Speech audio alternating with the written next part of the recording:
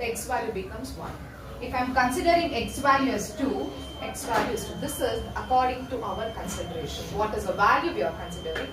Depending on that, the value of this varies. So because it varies, it is called as a variable. You understood, Makla?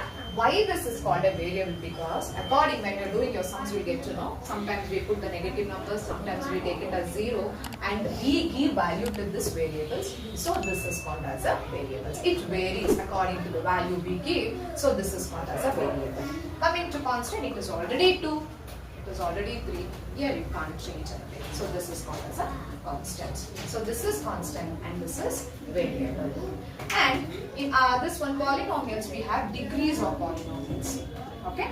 Based on the degrees. What is degrees or power is called as? See, this is an example for that. 2x squared plus 3y plus 1. This is an example. Okay? Where, see here when you see this algebraic expression, the power, this one we call it as the power or degree is 2. In this expression, the power of the variable is 2. Degree is 2. So we call it as degrees. Based on this degrees, we have different types of polynomials. The first one is the linear polynomial. See, that is 2x plus 1. What is the power of x here is? Power of x here is 1.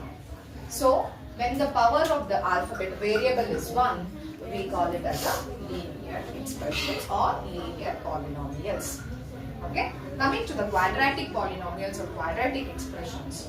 When an example, when their power, when their degree is 2, we call it as quadratic equations. What is the quadratic equations? When an expression is where the value or the power or the degree is 2, we call it as a quadratic polynomial. And next one is cubic polynomial. Because